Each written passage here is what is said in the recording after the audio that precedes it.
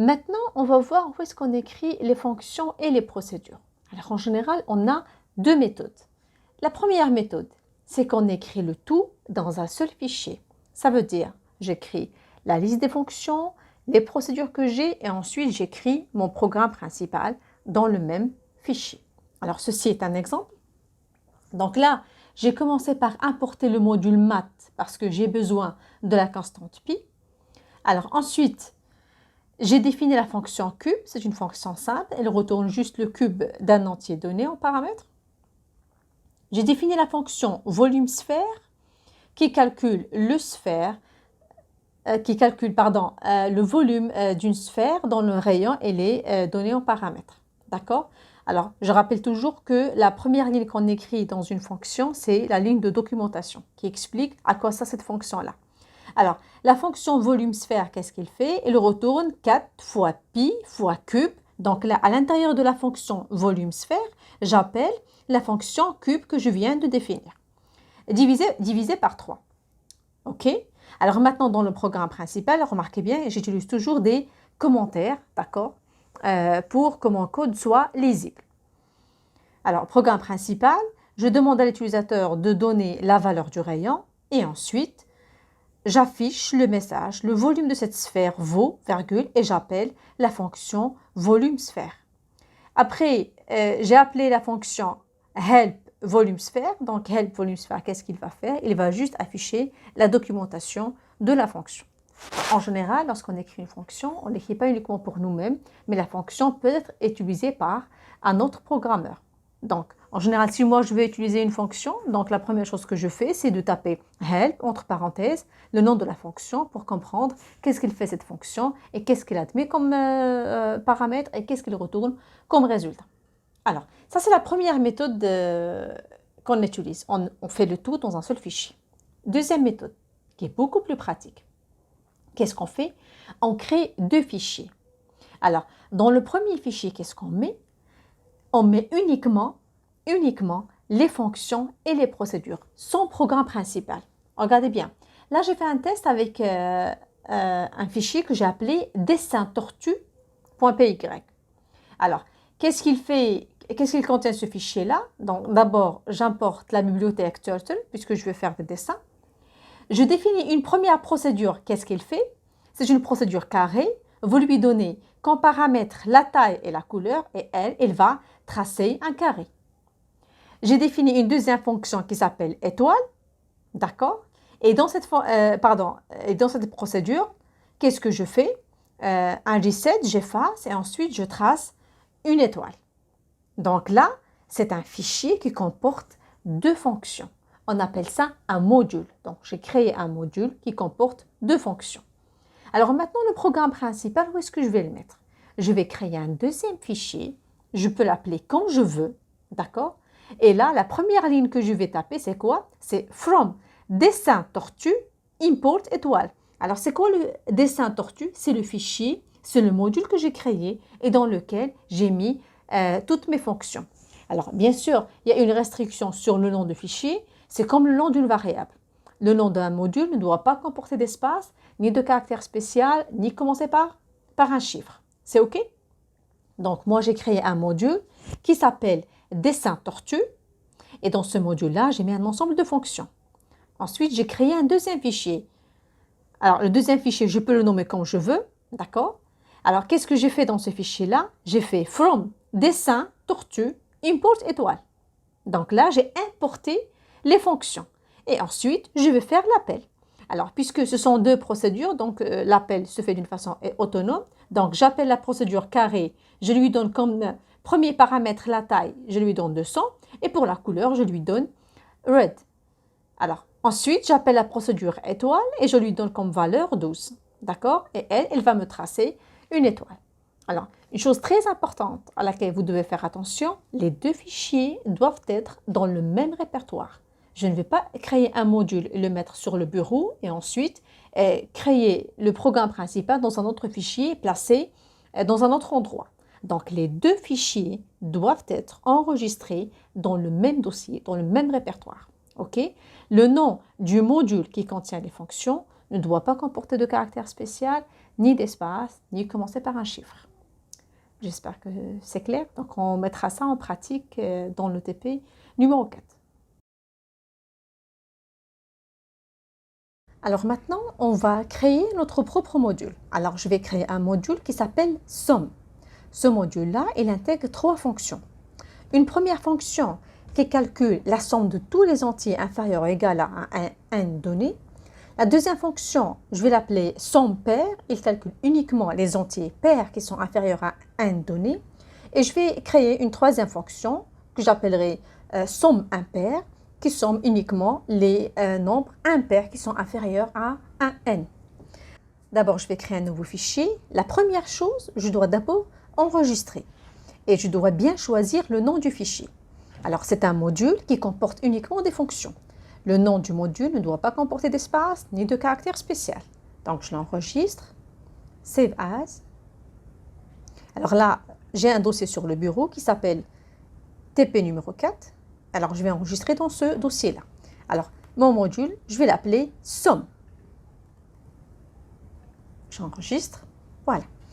Je vais écrire ma première fonction. Alors, def somme n, d'accord? C'est juste un nom. Donc, ça va sommer tous les entiers inférieurs ou égal à n.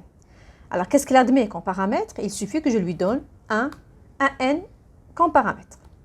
Je reviens à la ligne. Alors, la première ligne de la fonction, c'est la documentation. Qu'est-ce qu'il fait cette fonction-là? C'est une fonction qui calcule la somme des entiers, des entiers inférieurs ou égal à un n donné. Voilà. Alors maintenant, le cours de la fonction. Donc le cours de la fonction, on l'a déjà fait dans l'exercice précédent, exercice numéro 1 de la série. Donc je vais reprendre le code, mais bien sûr, je dois l'adapter. Voilà, je vais copier le code et je l'adapte. Alors première chose, n est égal à int input. On ne met jamais un input à l'intérieur de la fonction. Alors, le code de la fonction doit être toujours décalé. Donc, j'ai le i est égal à 1, s est égal à 0, while le i est égal à 1. Donc, ces deux instructions-là, je sélectionne et je clique sur la flèche de tabulation pour les décaler à droite. Voilà. Très bien. Et là, au lieu d'afficher, la fonction, qu'est-ce qu'elle doit faire? Elle doit retourner le résultat. Donc, je vais utiliser l'instruction return. Quelle est la variable qui sera retournée par cette fonction-là? C'est la variable s. C'est OK? Donc là, j'ai créé ma première fonction. Alors, je vais répéter la même chose. Cette fois-ci, je vais créer la deuxième fonction. Mais cette fois-ci, il va... Attention ici, je dois juste corriger. Ici, le i est égal à i plus 1. Puisque dans la première fonction, je somme tous les entiers. Alors, la deuxième fonction. Donc, je vais copier tout ça. La deuxième fonction, qu'est-ce qu'il fait? Pardon.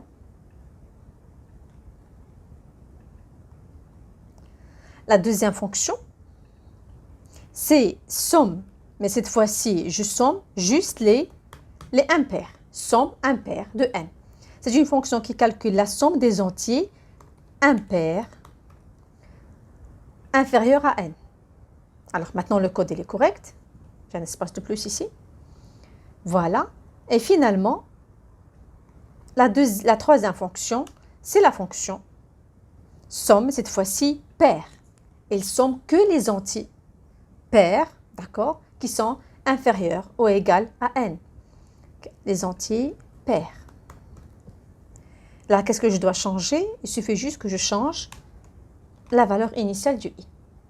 Voilà. Là, j'ai créé mon module qui comporte les 3 fonctions. Mon module, il est pris. Maintenant, qu'est-ce que je vais faire? Je vais créer un deuxième fichier dans lequel je vais faire appel à ces fonctions-là. Alors, je vais faire fichier, nouveau fichier.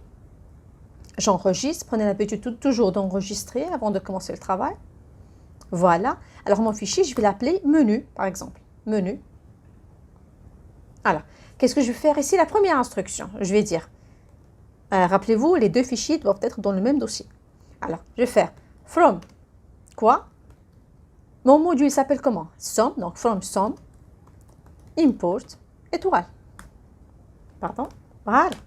Maintenant, toutes les fonctions vont être chargées dans la mémoire. Donc, je peux faire appel maintenant à la fonction pair, impair, etc. OK? Alors, sauf que là, je vais faire appel à 3 fonctions. Comment je vais faire? Est-ce que je peux faire ça d'une façon séquentielle? J'appelle la première fonction, la deuxième, la troisième. Le mieux, c'est de donner le choix à l'utilisateur. Donc, qu'est-ce que je vais faire? Je vais demander à l'utilisateur de choisir quelle fonction il veut utiliser. S'il veut utiliser la fonction pair, il tape par exemple le chiffre 1. S'il veut utiliser impair, taper le chiffre numéro 2, etc. Vous avez compris le principe? Donc, on propose un menu à l'utilisateur. OK? Alors maintenant, j'ai préparé mon petit programme. Alors d'abord, j'affiche le menu pour l'utilisateur. Je dis, pour calculer la somme des entiers impairs inférieurs à n, tapez 1. Ensuite, print, pour calculer la somme des entiers pairs inférieurs à n, tapez 2. Et pour calculer la somme des entiers tout court inférieurs à n, tapez 3. Donc l'utilisateur doit faire un choix.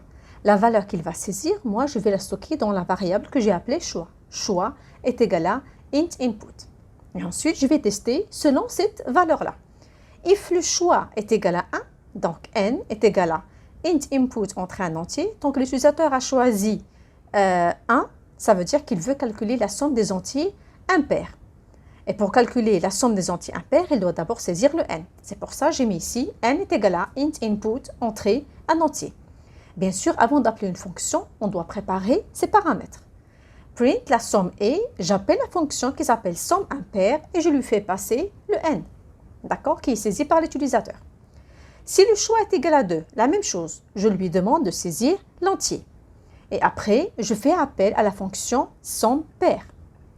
Et si le choix est égal à 3, donc n est égal à int input, encore une fois entrée en entier, print la somme est somme, la fonction que j'appelais somme-n, et je lui fais passer le n. Donc ici, vous avez remarqué que cette instruction-là, elle se répète ici. C'est juste une coïncidence parce qu'on a 3 fonctions qui ont tous les 3 un seul paramètre qui est le n. D'accord? Si j'avais des fonctions différentes, donc je dois adapter, d'accord, selon les besoins de la fonction. Si j'ai une fonction qui a besoin, par exemple, comme la fonction PGCD, donc je dois saisir le A et le B, à ce moment-là, je vais faire ici la saisie du A et de B avant d'appeler la fonction PGCD. OK? Voilà. Else veut dire quoi? Elle veut dire que l'utilisateur n'a pas saisi ni le 1, ni le 2, ni le 3. À ce moment-là, je dois lui afficher un message d'erreur.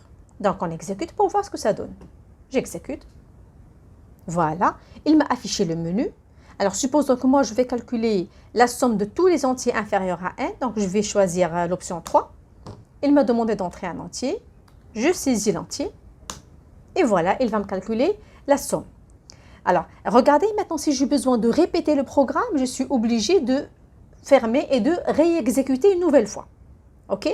Supposons que j'ai saisi une valeur qui est fausse, 9 par exemple, hop, il va me dire, entrez une valeur 1 ou 2 ou 3. Alors moi, j'ai besoin de faire répéter mon programme maintenant. Alors, comment on va faire? Donc, je vais prendre tout mon code, d'accord, et je vais l'inclure à l'intérieur d'une boucle while. Normalement, on faisait avec la boucle répétée, mais en Python, il n'y a pas de boucle répétée. Donc, on va utiliser la boucle while avec l'instruction break qu'on a vue dans le cours. Alors, maintenant, je vais utiliser la boucle while. While quoi? While true, donc c'est une boucle indéfinie qui va toujours s'exécuter. Alors, tout mon code là, je vais sélectionner et je vais mettre une tabulation pour que je puisse le décaler pour que tout le code soit à l'intérieur d'une boucle. Hop, je décale, très bien. Alors maintenant, qu'est-ce que je vais faire? Je vais demander à l'utilisateur de faire, je vais lui demander est-ce qu'il veut refaire la saisie, d'accord? S'il veut refaire l'exécution ou bien il veut quitter le programme. Alors, je vais afficher un message à l'utilisateur. S est égal à input. Pour continuer, tapez ou pour sortir, tapez N. Donc, moi, qu'est-ce que je vais faire? Ce qui a été saisi par l'utilisateur, je vais tester cette valeur-là. Si le S est égal à N majuscule ou N minuscule, ça se peut que l'utilisateur saisit un N minuscule, je vais sortir du programme. D'accord? Uniquement si l'utilisateur il saisit un N. Sinon, je continue à exécuter. J'exécute maintenant. OK. Voilà, il m'a affiché mon programme. Je vais faire premier choix, entrer un entier. il m'a affiché la somme est égale à 78. Il me pose la question. Pour continuer, taper ou pour sortir, taper N. Ou non, moi je vais continuer. Donc, il m'affiche encore une fois le menu. Maintenant, je vais faire 3. Entrer un entier. Il m'affiche le résultat. Ça y est, je ne veux plus recommencer. Je vais taper un N pour sortir. Hop, je suis sortie du programme.